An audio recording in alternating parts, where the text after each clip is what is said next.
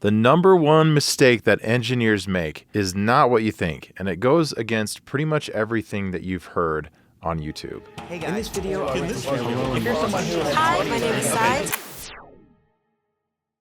And that mistake is being afraid to make mistakes. There's a paralysis that comes with overthinking and overanalyzing. You have to remember that we're in the business of making art. And art is very often unpredictable, messy, and full of mistakes. We're in the business of creating, which by definition is bringing something into existence that wasn't there in the first place. That process inevitably will involve mistakes, however big or small, in order to develop something new. If it isn't new, I might argue that it isn't all that interesting. Now, some mistakes in life have very high consequences and costs and should be learned from others. But there are many mistakes when it comes to making art that we should be encouraged to make ourselves because they are safe, especially if made in the beginning, and they can lead us to a more intimate understanding and connection with our tools and process. Also, in the words of Rick Rubin, humanity breathes in mistakes.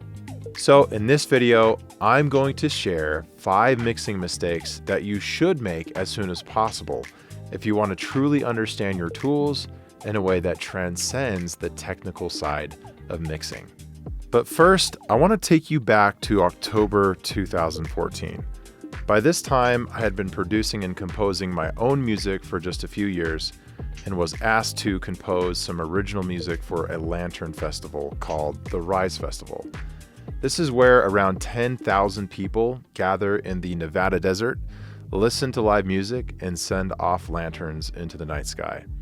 Definitely one of the most magical experiences I've ever had. All the attendees sit around this circular stage listening to live music until it's time to light their lanterns. And the idea was that the music I created would sync perfectly with this big angelic moment when everyone lets go of their lanterns and watches them float up into the sky. And when that moment came, it was perfect. There were oohs and ahs, gasps from everyone. It was a dream come true for me at the time. And then, almost 2 minutes into the track, there's a bass note that hits, a low C, which is about 65 hertz. And it's so loud that it generates an earthquake that takes over the entire desert. And I wasn't sure if it was good or bad, or if people were wondering what on earth was happening. Fortunately, I never received any negative feedback, and they've played the track every year up till now. But I remember pushing up that bass note in the mix, up and up and up, and wondering why I couldn't really get it right. So a few months go by, and I mention this experience to a more experienced engineer who asks, "What kind of speakers do you have?" And I tell him, Yamaha HS8s. And he then asks, check the back of your speakers and make sure everything is set to flat. So not knowing what exactly he was talking about, I go back behind my speakers and notice that my low end is bypassed at 80 hertz. I wasn't hearing that low C because it wasn't there at all. So what was my mistake? The mistake that I made was that I released an imperfect track. And the point I want to make here is that you should also be releasing imperfect tracks and do it as much as possible early on. In the beginning, no one is really going to care how bad you are. And it's by releasing lots of music that you can actually create the feedback loop necessary to learn these valuable lessons. This mistake sent me down a path of learning about the importance of my room and speakers that I otherwise would have completely ignored. And with that said, here's mistake number 1. Overuse the following. And this will be demonstration of overusing stereo widening tools, overusing compression, EQ, and reverb. Let's jump in. Let's experiment together what it would sound like to overuse some stereo imaging. I have the Ozone 9 imager up here, and I'm gonna go ahead and play you this chorus here in this song. This song is by E.J. Michaels, really great, fantastic artist, singer-songwriter.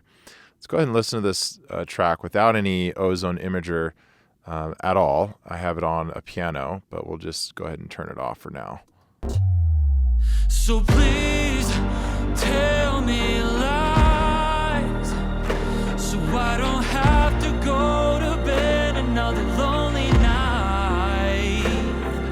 You see, I don't mind. All right, now let's go ahead and put Ozone Imager on. In fact, let's start with just doing it on the entire track and see what this does. So I have it here, and I'm going to go ahead and crank it.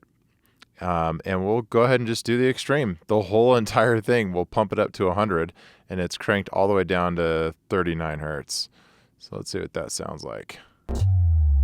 So please tell me lies, so I don't have to go to bed enough. Yeah, so what I'm hearing is just it's throwing off the balance of everything because it is sort of jacking up the information on the sides too much and taking certain things out too wide that I didn't really want. So that's interesting. Let's go ahead and do it halfway and see what that sounds like across the board. So please tell me lies, so I don't have to go to bed another lonely night. Okay, so that's less bad. Here's off. So please tell me lies, so And then back on. so please tell me lies. I don't know. I don't necessarily like it still. Let's go ahead and go, instead of cranking it up all the way on the entire thing, let's go ahead and crank it up from like 1K and above and see what that sounds like. So please tell me lies, so I don't have to go to bed another lonely night. You see. Okay, here's off. So please tell me lies. Interesting. So right away what I hear is it's just way too bright on all the information that's on the sides that it's pushing up. It's pushing it up too much in a way that's sounding kind of brittle to me. So these are just observations. I'm not here to say right or wrong, but these are observations based on just what it's like to push things to their limits. Let's go ahead and just put it maybe on one track and see what it's like to kind of push the piano out a little bit to the sides more. So here I've got, let's see, 2 piano layers. Let's go ahead and solo these. We'll turn off the ozone here, the ozone here.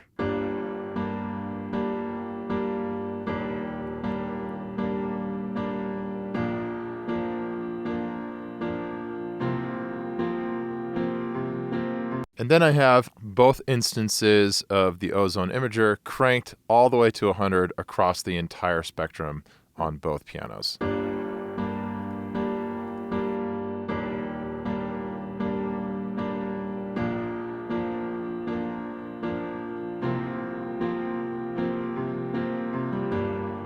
Interesting, very strange. Let's go ahead and take it off.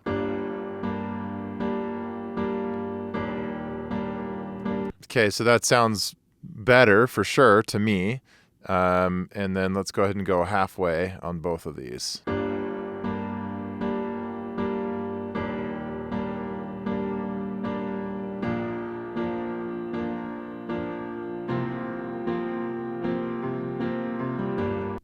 Okay, still just don't like it because it doesn't sound natural to my ears. Again, just making observations here, not trying to tell you what you should and shouldn't do. Now let's go and see what it's like to over compress things. So let's start with the entire track.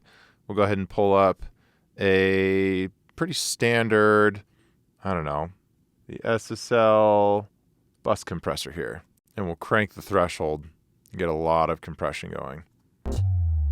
So please tell me lies, so I don't. Let's go with an extreme setting. We'll leave it on auto and we'll do, well, let's just go like with a medium, like 3-to-1 ratio.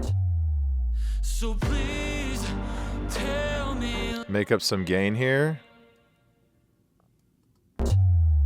So please tell me lies, so I don't have to go to bed another lonely night. You see, I don't mind. You can tell me anything to make me satisfied. Very interesting. Really starting to like hear the character of the compressor, which is interesting. It's obviously too much. I mean, that's 8 decibels there from one compressor. There's a little bit of like pumping here and there that I hear. Let's take it off. So please tell me lies, so I don't have to go to bed another. And then back on. So please tell me lies, so I don't have to go to bed another lonely night. You see, I don't mind. Starting to just really, I mean, it's really kind of just starting to crush the life out of it, from what I'm hearing. Let's go ahead and see what it sounds like to overcompress our vocal. I've got our Vox here, and again, just observations. I'm going to go ahead and compress it quite a bit here and gain match it as much as I possibly can. So here's without first. No one ever saw you cry, saw you hide behind your walls. You build so high so you won't fall. And then here's with. No one ever saw you cry, saw you hide behind your walls. You build so high so you won't fall. Okay. A different flavor. I'm hearing a little bit of like an unnatural kind of raising of certain elements that I don't like. Sort of like the ends of some of these phrases or ends of some of these words. No one ever saw you cry. So like, no, I never saw you cry. Saw you cry just sounds like too loud all of a sudden. No one ever saw you cry. Right? So if I take that off, No one ever saw you cry. it feels more even, which is interesting. Once again, just making observations. But maybe there's a song where you want that, like just overly compressed sound. That's something that you now go, oh, when I do this with a compressor, this is the thing that happens and this is how it sounds. Let's go and see what it sounds like to overuse EQ. I'm going to go ahead and roll the low end off like an extreme amount on, let's say, our background vocals here. Let's actually do it with the choir.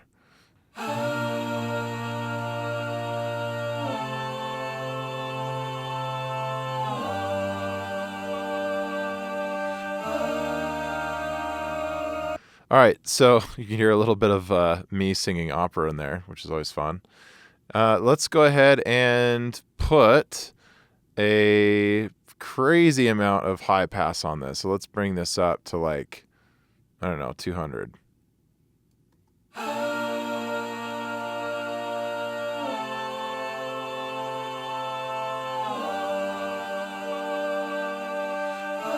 Let's do it even more. Let's go with like 5.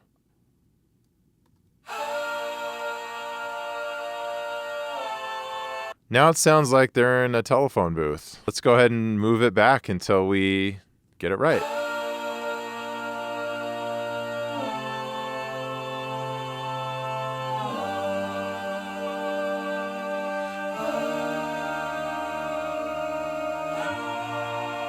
So there's some bass in there, right, that I hear that I want back in. I'm going to go ahead and undo all of those adjustments until it was back to where it was. So that's 70.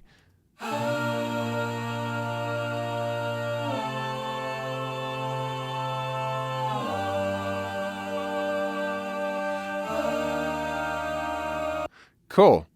Let's listen in context. Have to go to bed another lonely night. You see, I don't mind. You Okay, let's bring it back up to where it was. Like, let's maybe not go so extreme, but maybe go to like 300. Have to go to bed another lonely night. You see, I don't mind. You can tell me anything to make me. Okay, let's go to like 150. Have to go to bed another lonely night. You see, I don't mind. You can tell me anything to make. Starting to hear a little bit of that low end from that vocal. Let's bring it back to where it was, 70. Have to go to bed another lonely night. You see, I don't mind.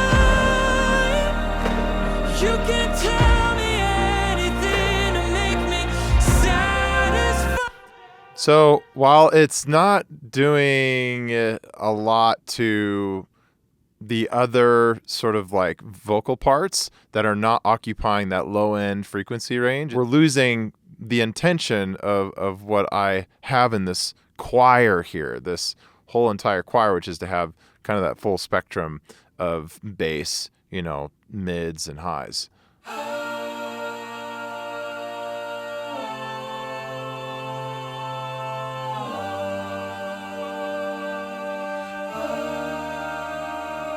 But I might be able to get away with doing like 100 instead, you know, have a gentle slope here. So bringing this up to 100 here versus 70 isn't making all that much of a difference. And I might decide to actually roll this off even more.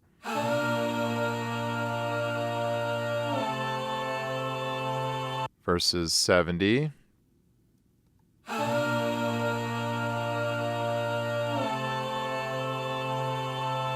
Versus 100.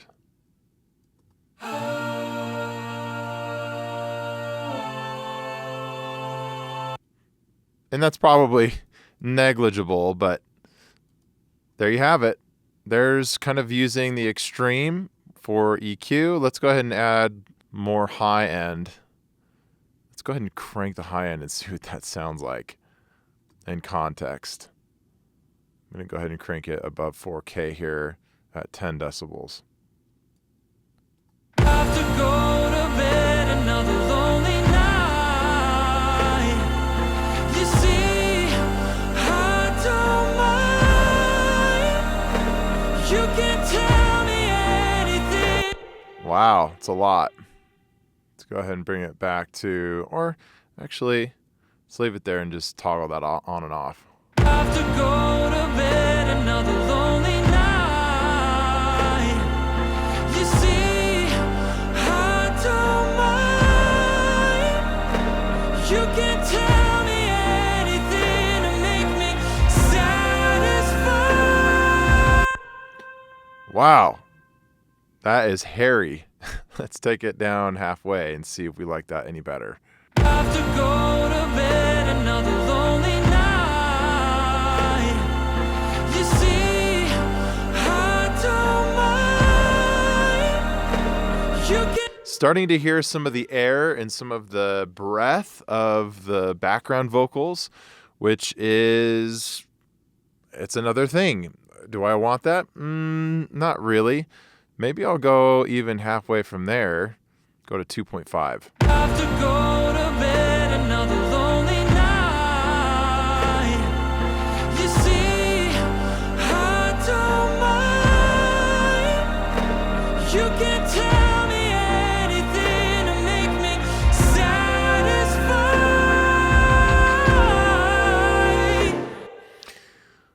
You know, could probably do with that. Maybe just even a hair less of it. That's cool. It's different. You know, it definitely puts these background vocals, this choir, a little bit more up front than maybe I want, but I don't know. I might go back and forth between those two settings. So you really have to just kind of push things to their extremes, you know, to really hear what that sounds like. do that. Go even beyond. I didn't want to go above 10 dB just for your ears' sake. I didn't want to blow everyone's ears up. But feel free to do that on your own. Crank this up to 15 to, let's see how far it goes. Wow, 24. I would definitely have to bring this down in volume to compensate. Let's see what that does if I bring this down like 10 dB. Have to go to bed another lonely night. You see,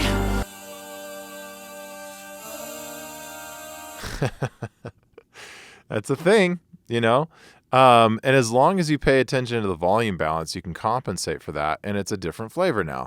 All of a sudden, this sounds like, it just almost sounds like just white noise in the context of the mix.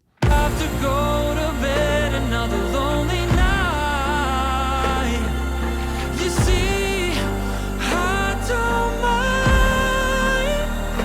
mind. You can Yeah, it just sounds like hissing to me. But so there you have it for, again, pushing these things, you know, beyond what you're probably normally comfortable with, just to hear what happens when you do that.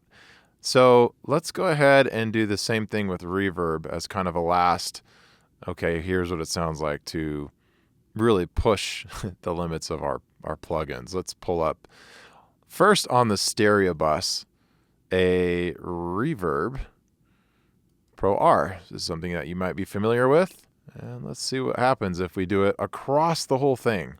And this is going to be at 100% at 2.5 seconds for decay.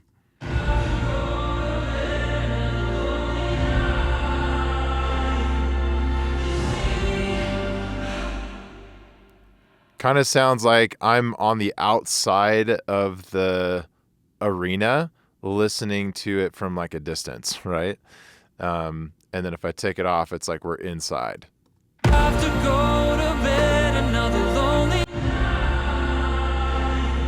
So that's the sound of me like grabbing popcorn, right, in the concession stands. So not what I want, obviously.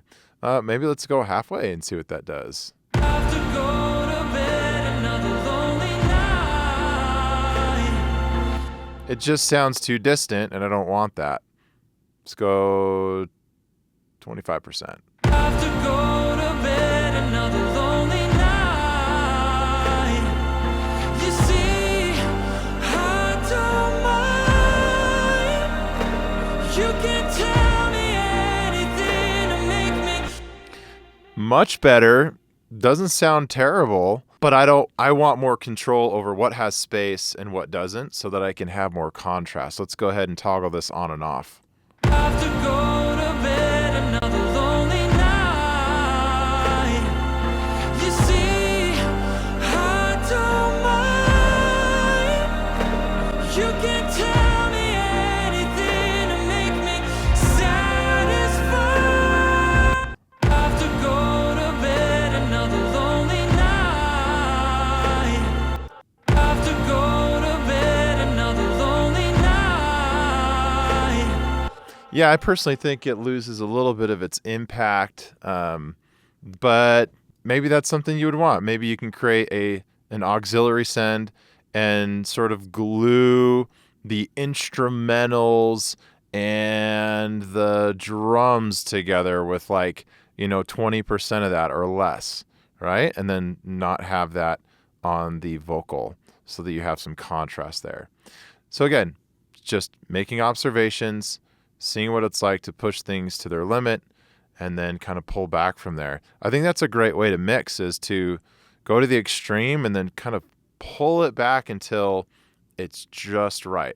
Because then you hear it, and that calibrates your ear better for listening to that difference between way too much and having it just be just right in the mix. Mistake number 2 is to ignore context. And this has to do with using presets and blindly following someone else's advice. Maybe the boss will get mad at me here, because at mastering.com, we put a lot of emphasis on learning to master the fundamental concepts, volume, EQ, compression, rather than tools or plugin chains. Now, you should definitely master your tools, But whenever I hear the phrase secret plugin chain, I really cringe. And that's because if you develop a professional mindset, professional instincts, and mastery over the concepts, that will allow you to take a minimalist approach to your mixes and only call up the tools you need when necessary, and even change the order in which you process things. Because in the words of Phineas, if it sounds good, then it is correct. If you really know and understand the concepts of volume, EQ, compression, then you can always defend your decisions and do whatever the heck you want with the tools and achieve the sound that your taste dictates. Because every song and situation is different, it's going to require a different set of tools, or maybe even no tools at all, to achieve the desired sound in your mix. However, presets, as we know, are developed by industry experts.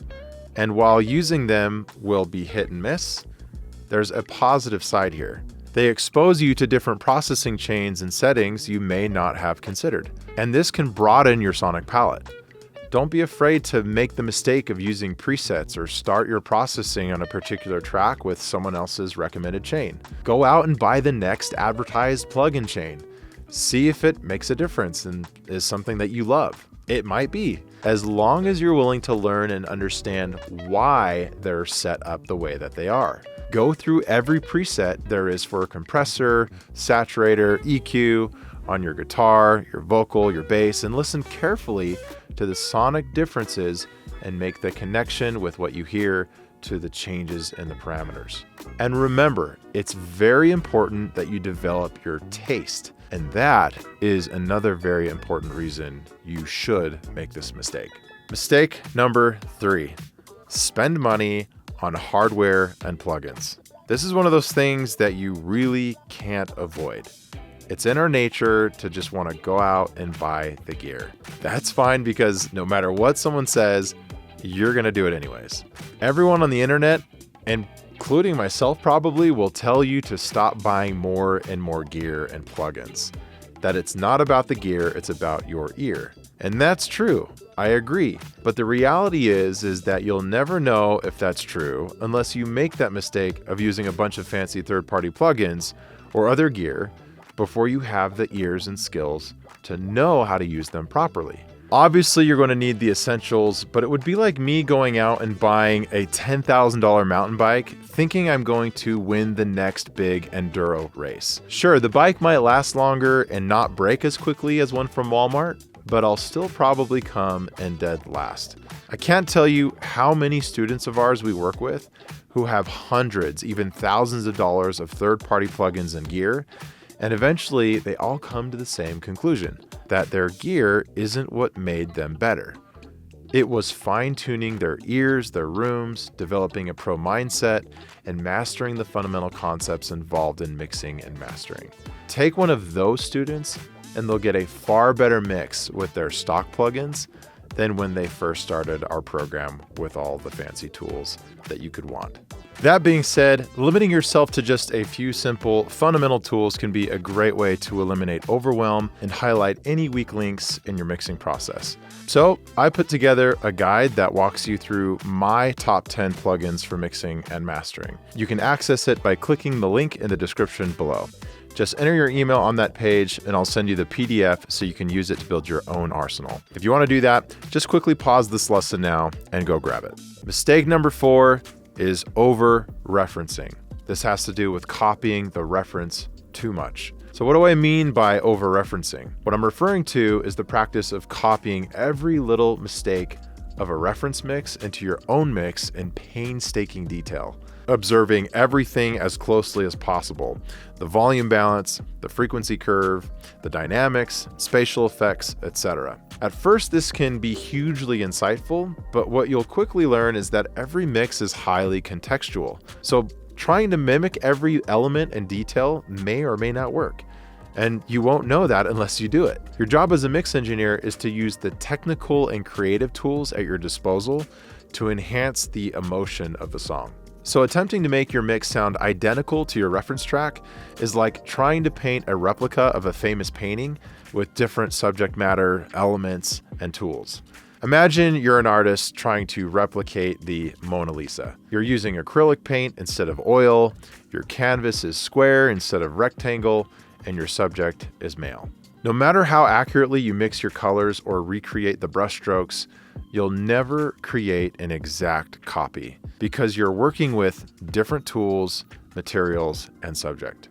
By merely copying, you don't learn why certain choices were made in the context of the reference mix, or how to adapt those techniques to other situations. By making the mistake of over-referencing and copying, you'll develop a deeper understanding of the importance of contextual mixing decisions and also widen your sonic palette. In a way, this is in reference to a great book that I recommend you go read titled Steal Like an Artist. The book postulates that if you steal from just one artist, you'll be considered a copycat.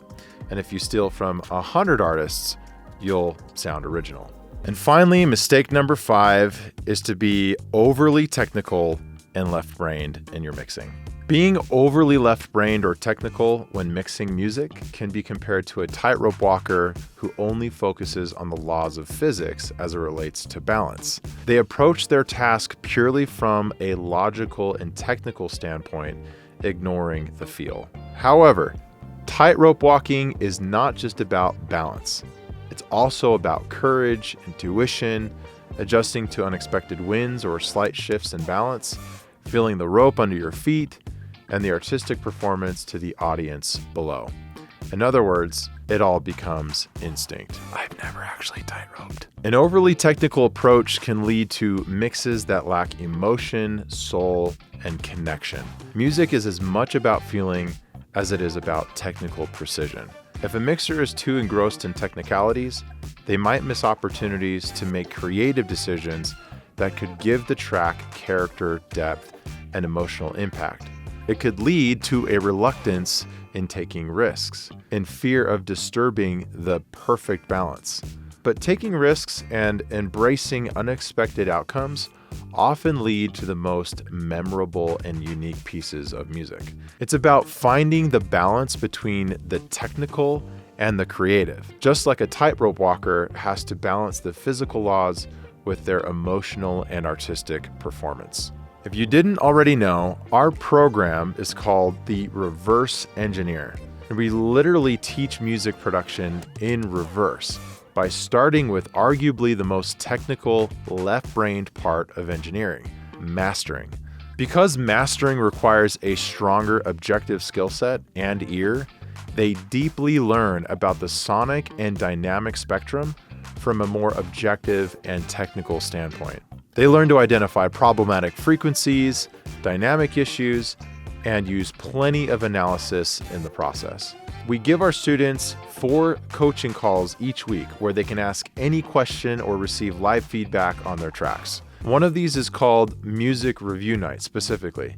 It's where I listen to our students' music for over 2 hours straight and give them live feedback in real time on their productions, mixes, and masters. And I've noticed an interesting pattern with some students that finish this mastering portion. They become great mastering engineers with great ears, but what happens with some is they become overly concerned with the rules of audio going into the mixing portion and are fearful of making technical mistakes within their mixes. One of my favorite moments with these students is to give them permission to smash the crap out of their mixes and productions with a ton of compression and see what that sounds like. Do the same thing with EQ and limiting and reverb and see what that sounds like. Push their plugins to their limits to once again broaden their sonic palette and taste. The more you can connect your tools with achieving your artistic vision rather than some technical rule, the more audiences will connect emotionally. But there's one thing to be aware of as you're pushing plugins past their limit, because you can, of course, go too far with this and end up doing things that negatively impact the music. So to help make sure you don't do that, there's a really important technique you need to use in every single mix you do to make sure you're not going way off base. Rob reveals what this technique is in the video you see on screen now, and this is something that a lot of people get wrong. So click on that video now to learn what that technique is and how to do it properly. All right, enjoy the next lesson.